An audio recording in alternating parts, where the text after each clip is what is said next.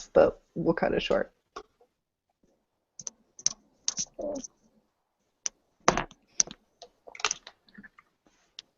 Okay, so should I start going? So hello everyone, welcome to the first ever Google Hangout for elections. My name is Jordan Glasgow. I am the 8th Circuit Governor for the American Bar Association Law Student Division, and I'm also the Elections Committee Chair. So any and all questions will probably come to me during annual about elections. So I'm your person. Quickly, I want to introduce who else is sitting on the call or hangout. I'll probably call it a call the entire time. First, we have Aaron Sohaski, who is the current ABA Law Student Division Chair. His position is quickly winding down. Then we have Jin Poji, who is, I'm sorry, I cannot remember your title. Sure, but Program Associate. Program Associate with the Law Student Division. Sorry about that. Okay. Next we have Austin Gruthius, and he is the Law Student Division Director. We have Josephine Vaughn, who is the Vice Chair of SBA. Then we have Laura Marie Edmonds, who is one of our 3 division delegates currently. And finally, we have Sarah Stretch, who is the Associate Director of the Law Student Division. So feel free to ask all of us questions. Josephine and Laura Marie are mainly here to discuss kind of the positional aspects of the of those 2 positions, Vice Chair and Division Delegate.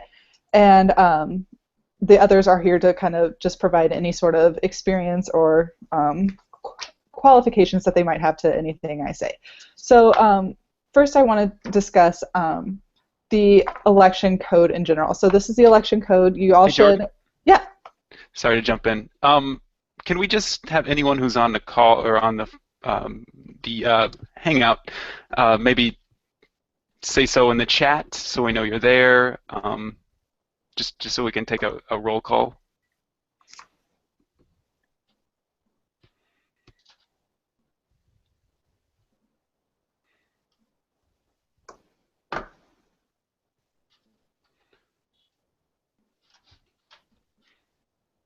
So I'm not seeing anybody. No one's emailed me. I got an email saying someone was having trouble getting on, but that they thought it was their computer, not the Hangout. There's not Okay, like 2 links or anything. Like this is the link, right? Well, the link you got was for the panelists. Right. So I'm But just in the email, it's a different link. okay.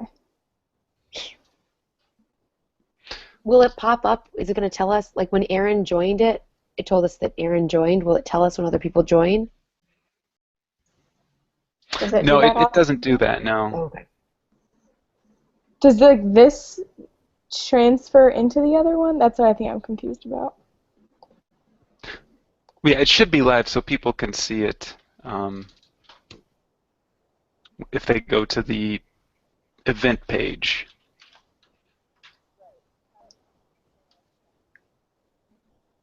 Okay, well, I just clicked on it and I was able to... Oh, there's April. April was able to send it through the Q&A app. Wait, interesting. Oop, I just... Laura's here too.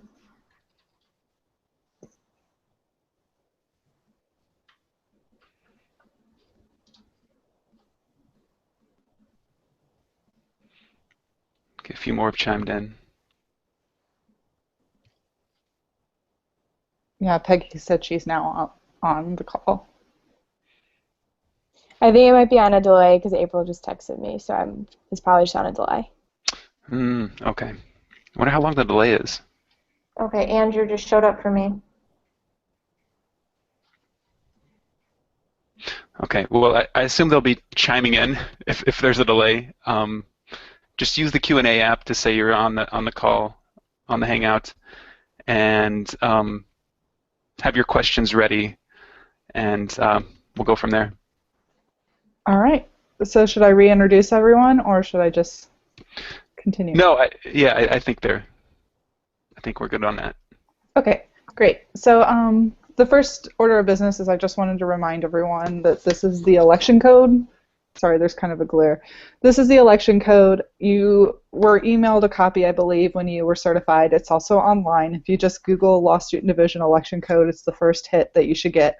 It's really important that you read it because it tells all of the procedures of how voting happens, what type of voting happens for each position, because for vice chair, how it's voted is different than division delegate and vice versa. So it's really important that you read it. Also, I just think it's important that if you're going to be running for a position, a national officer position at that has so much importance and so much significance in the law student division, I think it's worth your while to read how to properly run for these positions so that you don't do something that seems silly but completely disqualifies you from your candidacy.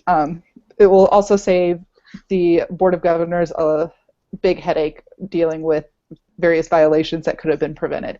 So please make sure you read it. It's something that if that's the one thing you get out of this conference thing, please read the election code. So I just wanted to start after that with going over kind of the procedures for how we elect vice chair and division delegate. So vice chair, it's a plurality vote, or a majority vote, I mean. So it's you pick one person. Only SBA presidents can vote for Vice-Chair-SBA or a proxy who has an SBA president vote. So a proxy is someone from the same school as that voting delegate who now has that voting power because the actual voting delegate wasn't able to attend. Voting delegates at ABA annual are only ABA reps and SBA presidents. So there's that.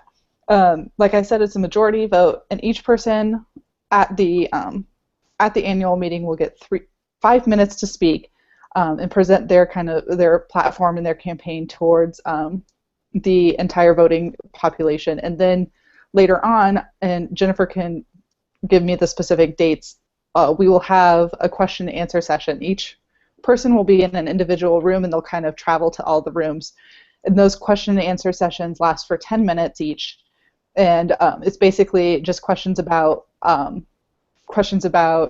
platform, how your involvement in the ABA, your involvement with SBA, and things like that.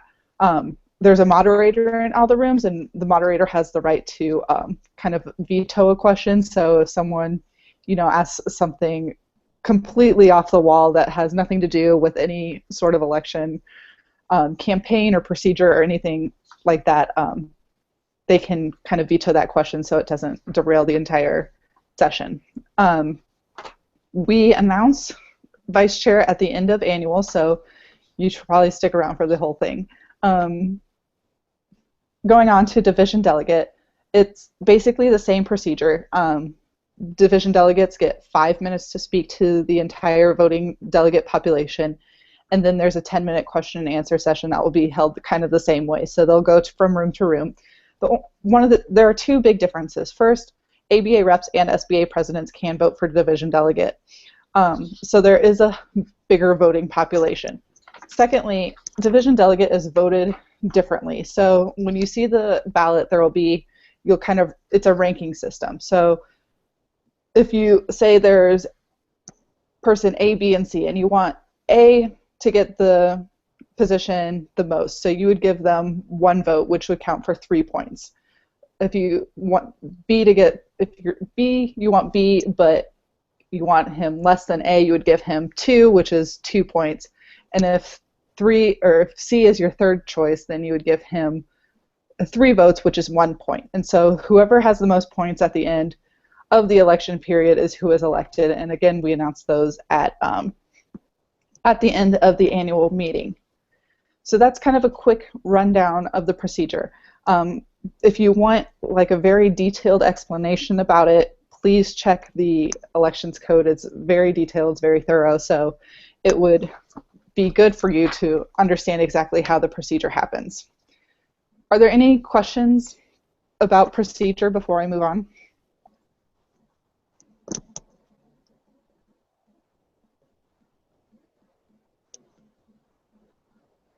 I don't see anything. Okay, great. So the next thing I want to go over are common violations. of the election code.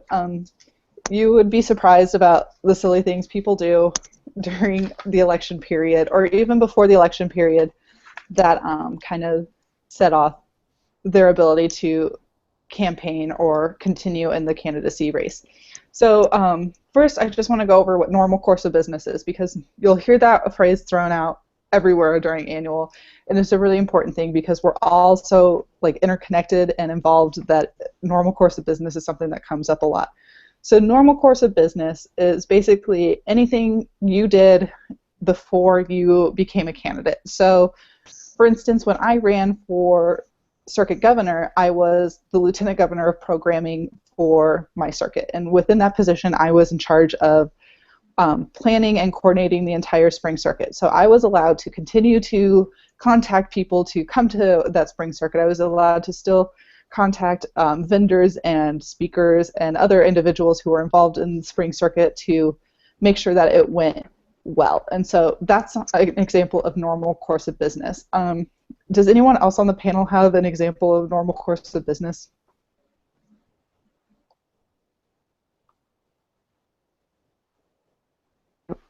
I don't know if it's a normal course of business, but just another example. My roommate for all of the ABA events that we've been to so far is a candidate, and so she's going to continue to be my roommate even though she's a candidate.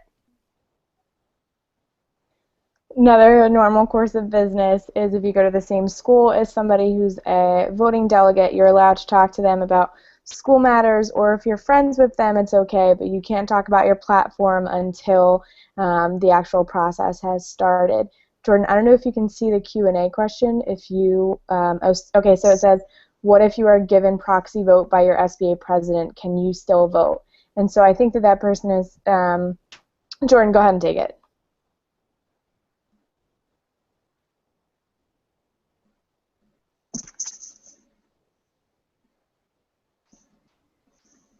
Oh, sorry, I had my mute on. So yes, I would think that you would be allowed to still vote because that's just how the proxy happened. There's no sort of limit on who can be a proxy. The only limit is that that person has to be from, the voting delegate has to proxy the vote to someone from their school. So thanks for that question. Thanks for letting me clarify it. So getting back to violations. So we went over what normal course of business is. Please go through it and just kind of something that you might want to think about, or just think about like what maybe your conflicts of interest are. I've already instructed the entire Board of Governors to send me their conflicts of interest, and they're still coming in. And it's essentially kind of, for instance, some people are on the board, but they're going to school with someone who's a candidate. And so I asked those people to kind of disclose that just so we know what those relationships are in case those something questionable happens. We already are aware of the conflict of interest. So I think it would be a good idea for candidates as well to kind of go through and figure out what their conflicts of interest are, because one of the big things we have is that you're not supposed to be in a room with a candidate, like a voting delegate, unless you're like their roommate, or if you got prior approval, or if every single other voting delegate was invited to that room. So just keep that in mind. Like, for instance, if you're rooming with someone, you really need to let us know. Specifically if it's a voting delegate, also if it's a board member, let us know. When I say us, I mean Aaron, Austin, and myself. So you have all of our emails, just shoot us an email and it's good to go.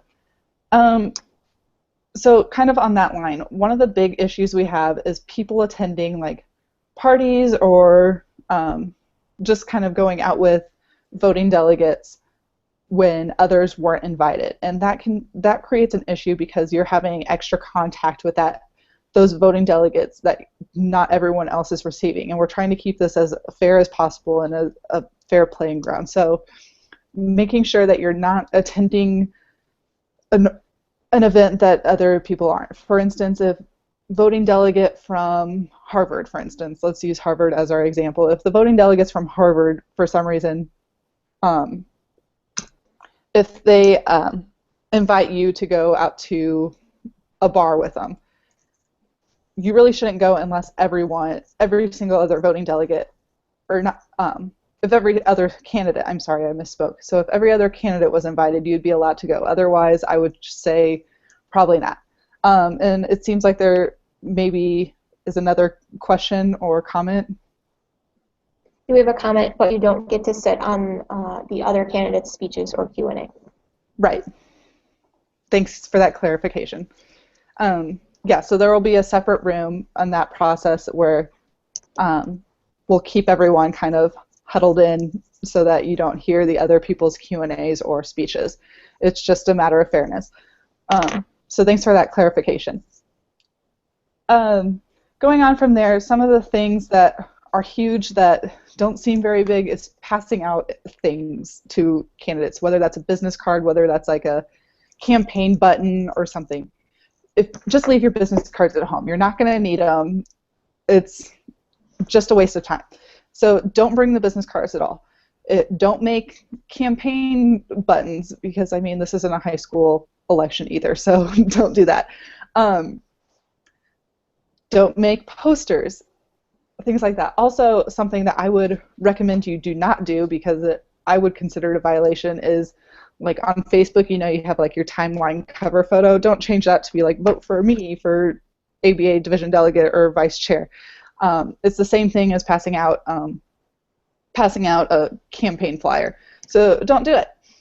The one thing you can do is post on like Facebook, Twitter, social media to say that you are running for this position. You can say that you're running, what the position is at ABA annual meeting, and the date. That's about all you can say. Don't push an agenda. Don't push a campaign because that would be a violation. Going on from there, discussing your campaign platform before the campaign period is a violation of the election code, and it could potentially get you withdrawn from the election. Sorry. So make sure that isn't happening. Also, I mean, it's pretty obvious, but don't bribe people. Providing consideration of any sort is a violation of the elections code. I know we're in Chicago, but just because we're in Chicago doesn't mean we can do Chicago voting. We can't vote early. We can't vote often. You can't make dead people vote. So there's that. Are there any questions before I continue with potential violations?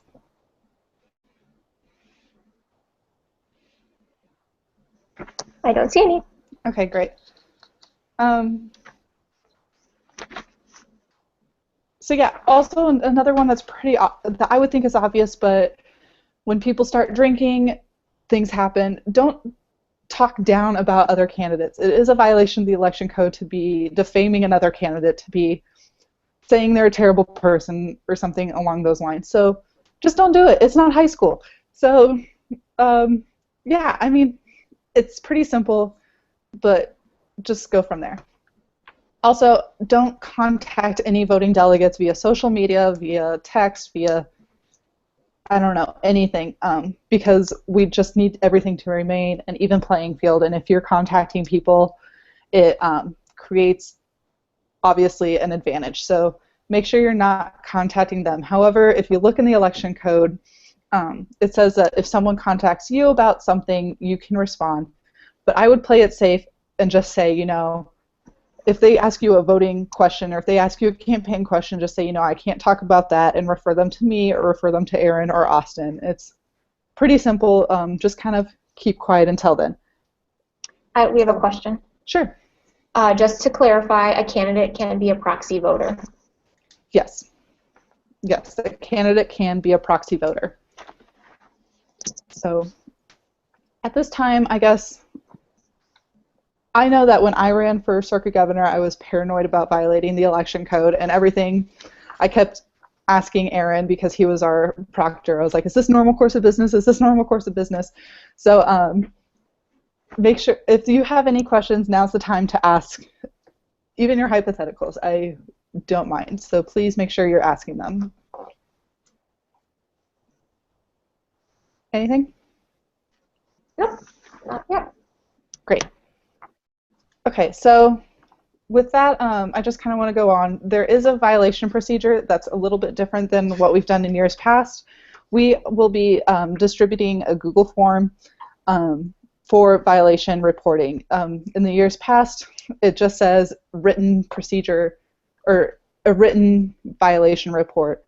We're hoping that people will utilize the Google form so that we can kind of have a more substantive, a more systematic approach to violations instead of someone just receiving a text message or someone receiving a very vague email. Hopefully that will help. We'll make sure that you have the Google form link, and we'll also ensure that everyone throughout annual is reminded about the Google form. But with that, there is an affirmative duty to report any and all potential election code violations with anyone attending the meeting. So voting delegates, proxies, candidates, and board members alike all have to make sure they're reporting. The people you want to report to, if besides the Google form, is come to Aaron, Austin, or me, and they'll probably refer you to me. But and then I'll refer you to the Google form. But if you want clarification before you put through a Google form, feel free to come talk to us, and we'll let you know if we think it's a violation or not. We'll probably say on the safe side, just file a report, because we'd rather see something that's not a violation and turn it away than let something go that is actually a violation and give someone an unfair advantage. So make sure you're letting people know that as well. I'd be fine for you to, once campaign period starts, so once the campaign period starts, I would be fine with you saying, you know, make sure you're being or I guess make sure you're practicing your due diligence and reporting election code violations. So with that, election code violations are going to be monitored throughout annual. What I'm hoping that happens is that the election committee will review all election code reports that come in, like at 7 in the morning. It might vary based on what time we actually meet, but hopefully we'll have those read every morning and then make a decision and get a written decision out as quickly as possible, because we recognize there is a very short time frame for these elections. With that, say candidate A has a report filed against him for an election code violation, and we decide that he should be withdrawn from the election. Candidate A has 5 days to submit a written appeal for that violation. And then, if you want to see the procedure, it goes to the Board of Governors, and then the appeal is kind of decided from there. That is on like the second to last page of the election code if you want to look at it. So make sure that if that's something that happens to you, hopefully it doesn't, you have 5 days to file an appeal. I would recommend doing it before 5 days, because this entire meeting is not 5 days where we can kind of stop the election to make a decision to see if you can be reinstated. So that's all I have for violations. When a violation occurs, if you are allowed to present evidence on your behalf and speak to the election committee about the potential violation and kind of explain your side. So we do practice due process, which is something that's very important to me. So we'll try to keep it as fair as possible. So with that, are there any questions? Nope. Austin and Aaron, do you have anything to add?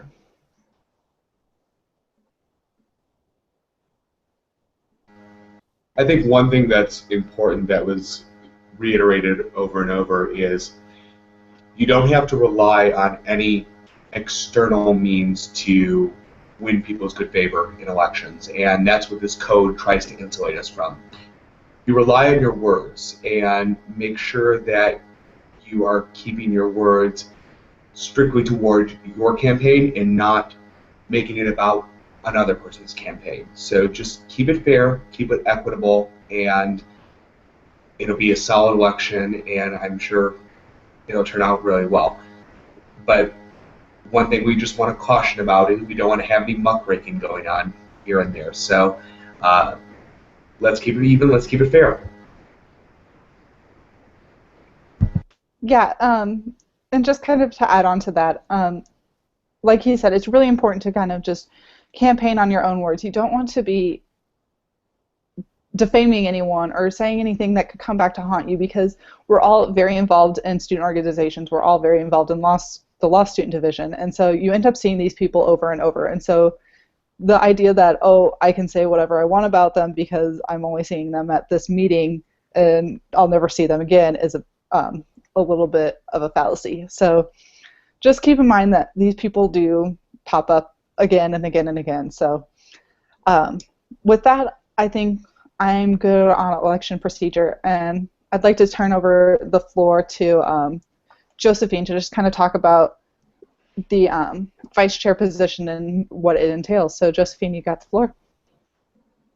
Thanks, Jordan. I'm going to keep this pretty short for you guys. Like Jordan said, I am the vice chair of Student Bar Associations. I pretty much describe my position as the liaison between the Student Bar Association presidents at each of the individual ABA law schools, because again, we only cover the ABA accredited law schools, and the ABA is a whole division, whether that's getting students certain projects that they want to work on, help with funding. I'm kind of like the go-to when there's issues with SBA presidents at law schools. I've dealt with crazy things like budget severing, all the way down to how to write a report that I'm an SBA president. So my job kind of runs the gamut, but I pretty much just cover SBA presidents only. I'm happy to take any questions that you guys might have, but other than that, the job title is listed on the website.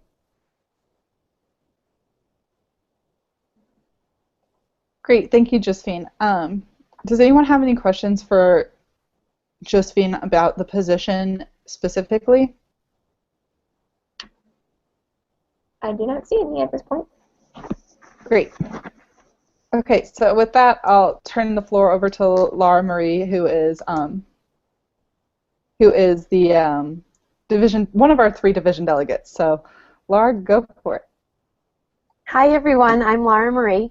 As Jordan said, I'm one of the division delegates. So I'm going to give you a little preview of my position, and I'm actually going to say it exactly the same way that Joe Zeidner explained it when I was on the same conference call a year ago. So he broke it down, your job as a delegate, into 3 main roles. You're an advocate, you're a national officer in the law student division, and you're a coordinator of the law student division liaisons to the ABA entities. To break that down a little bit further, oh, yeah, I just got really big. As an advocate, you're the voice of the law student division in the ABA House of Delegates. As Jordan mentioned, there are 3 of us, so I served with Bennett and Ryan. In the House of Delegates, you sit with your state delegation, so I sit with the Connecticut delegation in the House of Delegates, and Bennett and Ryan each sit with their states, but we represent the law student division interests in the House of Delegates, and we advocate for our positions there. Secondly, you're a national officer in the law student division, so you're a part of the law student division board, and right now is frankly one of the most exciting times to be a part of that board. And then third, you're a coordinator of the law student division liaisons to the ABA entities. So I'm not sure how much you know about our liaisons, but we have, I believe, up around 60 liaisons to many of the different sections, divisions, forums, and commissions within the ABA. And as a delegate, you're in charge of around 20 or 25 liaisons, and you're responsible for making sure that the lines of communication are open between the ABA entities and the law student division. So you're promoting ABA programming to students in the law student division, and you're trying to connect law student division members to those ABA attorney-led sections, and trying to connect law students with attorneys. A few things that I just wanted to mention. Some of the things that I did not expect when I got into my position was the amount of travel. And I think that might look a little bit different than this coming year than it did last year, but there was more travel than I had anticipated, so just make sure that you're paying attention. It was there in the position description, and I guess I just wasn't focused on it. The second thing is there were lots of time-sensitive tasks, and sometimes there were things that required very quick turnaround. So making sure that you're someone who can be on top of your emails and paying attention to the things that might come up quickly and need to be resolved quickly as well. Make sure you have someone at your school who's supportive of you in this position beyond just having that person sign off on the candidate certification program. I had someone at my school who was incredibly supportive, and that made a big difference. And the only other thing that I would want to say is my job as a delegate, one of the things that I think you need to be an effective delegate is that you need to be a really good teammate. So Bennett, Ryan, and I have very, very different strengths and weaknesses, but we were able to work pretty effectively together, the three of us as a team, and then also on the Law Student Division board, we were able to sort of like fill gaps and work in different ways so that we were effective as a team as a whole. And so part of my job that I hadn't anticipated was, like in October, Aaron needed something done, and he emailed me and said, hey, can you do this because it needs to get done now? And I just picked up the ball and ran from where it had been put down. So there are things like that as well, being flexible and being able to work as a teammate, that are really important. Great. Thank you. Can I just add something about the positions? Yeah, go for it. Yeah, this is Austin. So I think that the important thing to keep in mind is that these positions are work. It takes a lot of time. There's even hour requirements on the job descriptions, basically. If you have other priorities, if you have other things that you're looking to do, think about what your priorities are and if this is the right thing to do, because it is a lot of work, and everyone on this panel can say that you're expected to do work. It's an honor to hold the position, but it's not an honorary position. So just be ready to work, and just know that it pays off a bunch, but the most effective people at the job can really focus and do the job. So keep that in mind. Does everyone see the question that Yes. was posed I about? was going to take that next. So it's, when you are traveling, are you paying for your expenses, or was there a way for you to get reimbursed?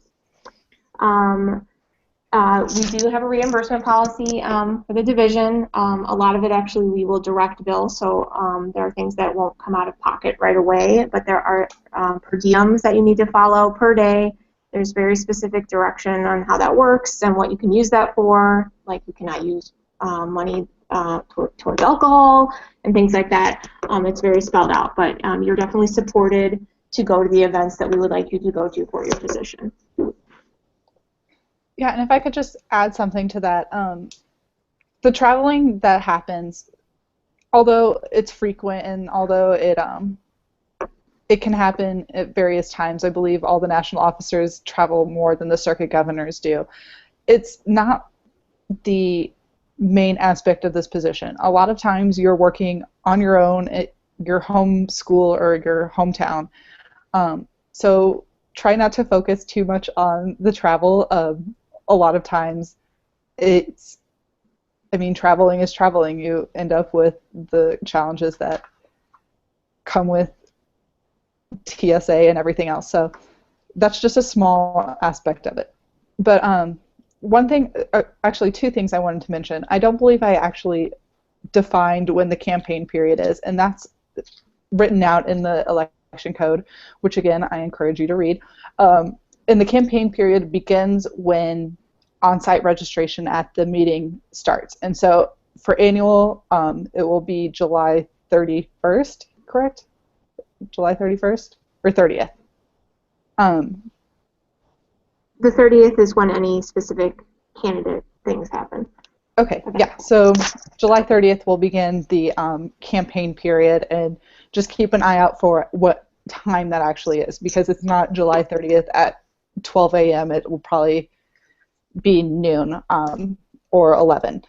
So with that, campaign period obviously ends once the polls close. And secondly, I wanted to talk about withdrawing your candidacy, because Austin touched on a huge point that after you've kind of gone through this conference call and after you've kind of read the program and looked at the position description, you might think, well, maybe this isn't necessarily for me. Maybe I need to focus my attention elsewhere. That's completely fine. But we'll need you to email Aaron, Austin, and I your written withdrawal, and it just can be as simple as, hey, I'm withdrawing my candidacy. It doesn't need to say any huge, it doesn't need to be some huge mantra of why you're withdrawing. Just shoot us a couple lines so that we know that we can take your name off of the ballot.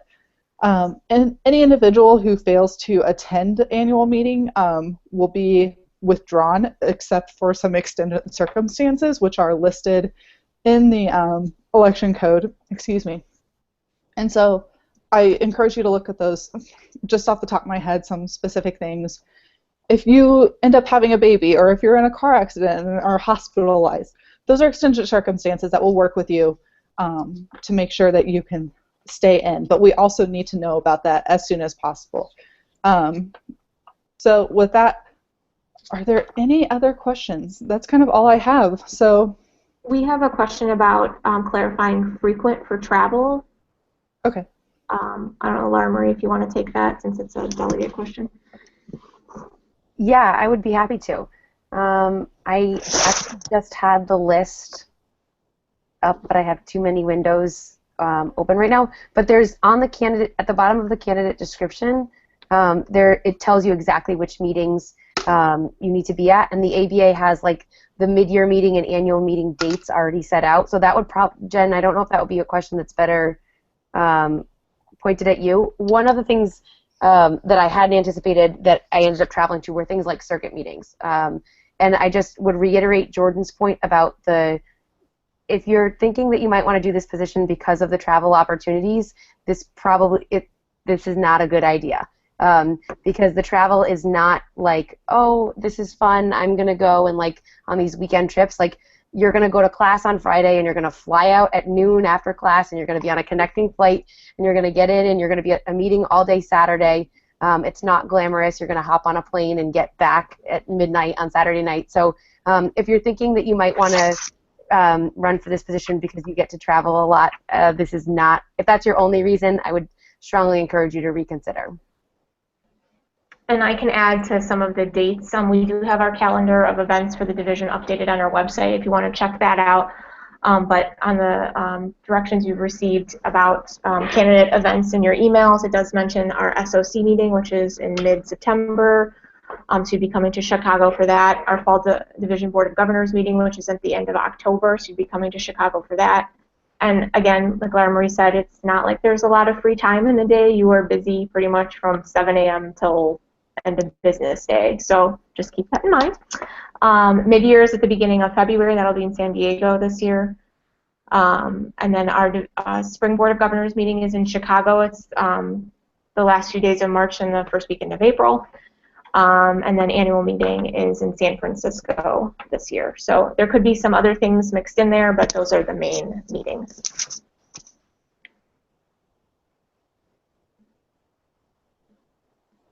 So are there any other questions?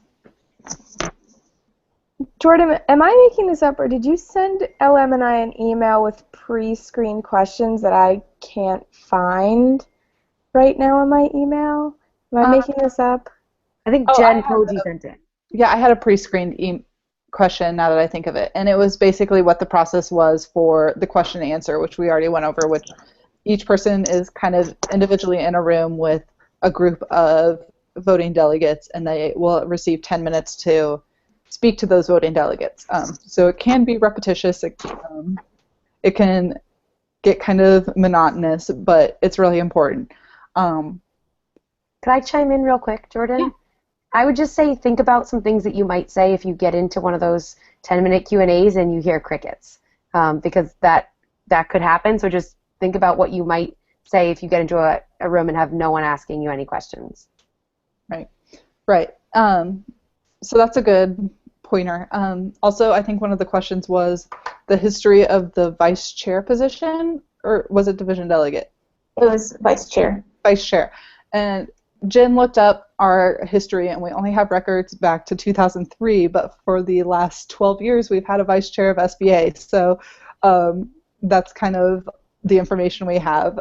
And they've been primarily a liaison between SBA programs at law schools and the law student division, and ensuring that SBAs were running in an efficient manner and giving actual benefits to their law students. So that's kind of all the information we have besides the program description, which is on our website. And there was a second question on that same email, what have those who held the position in the past done to work with SBA presidents? Josephine, do you want to kind of explain what you've done specifically?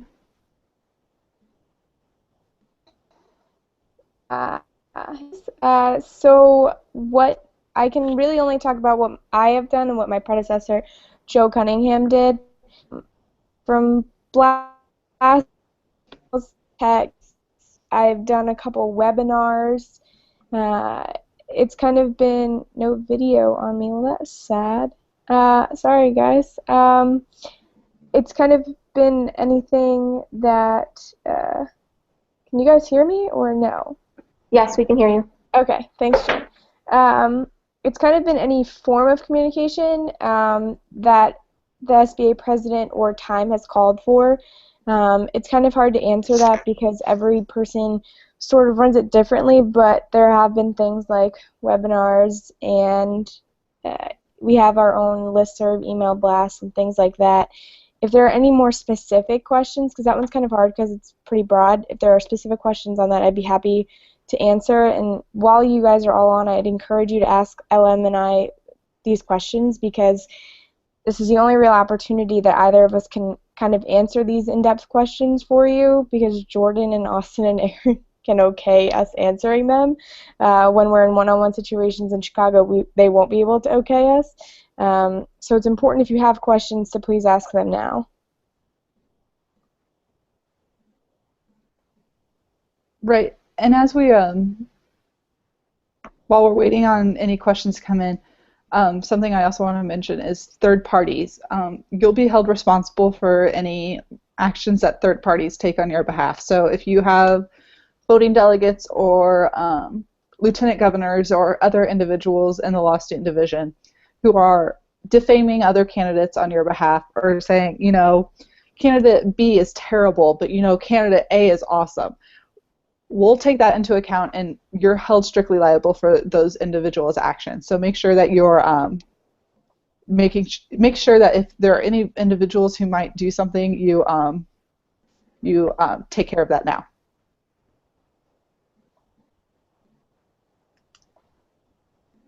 I don't see any new questions. Okay. Well, with that, I guess the biggest thing I can tell you is, if you have questions between annual and now and after annual, please make sure that you're emailing them to me specifically. I believe that if Jen, Sarah, Austin, or Aaron, or anyone else is going to get a question, they're going to refer it to me. So the best strategy is just to email me directly, and you all have my email address. It was provided by Sarah in your certification letter. So make sure you keep that email handy. And if you have any questions, feel free to email me. Jen, is there something? Yes, sorry. There's a question.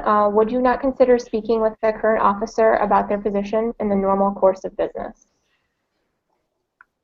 I would say in this call it's the normal course of business, because we are going over the position descriptions. Outside of it, I would be very concerned and very cautious, because it can easily transform into discussing your platform outside of the campaign period, which would be an election code violation.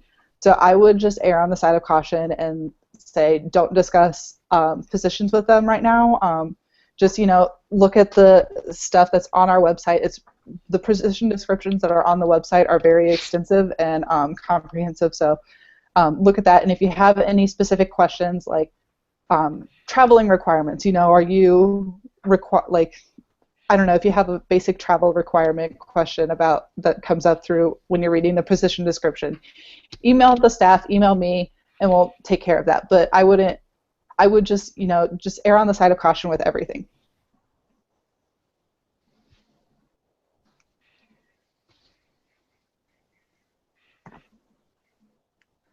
I'm not seeing any more questions. Anything else? I'll add one more thing, Jordan. So in the next few weeks, you'll probably be hearing some things about governance changes or bylaws changes. Just know that those any changes that are on the table are currently not set to take effect or affect your position necessarily, other than the implementation. Your position is still going to be there. These positions that you're running for, even if any of these changes take place. I would stay tuned for more on that. We'll be providing more details on what that entails, and you should be hearing more about it. But if you have questions about what you'll be hearing about are bylaws changes or potential restructuring in the division, what brought that about, all the circumstances that have led to it, and where we're at right now, just send Aaron or I an email. And again, you'll be hearing more about that soon. Right, and just on the same point, some people might ask you, because they're going to see your name on the Law Student Division website as a candidate, they might ask you, what is this governance restructure about? And I would direct them to someone on the Board of Governors or the staff, because I would hate for you to be put in a position where someone could construe you talking about the governance restructure as a campaign platform point, or you inadvertently giving an opinion on how the governance restructure looks and if it should be approved, and that turn into a campaign issue. So with that, once again, please feel free to email me your questions, your concerns. I will try to get back in a timely manner. It will probably be like within 20 to 48 hours, but once we get closer to annual, I'll be checking it much more frequently and be kind of, addicted to my email. So please make sure that you're erring on the side of caution. Please make sure you're reading the election code. And with that, good luck in the election, and I hope you enjoy annual. All right. Thanks, everybody. Thank you. Thanks, everyone.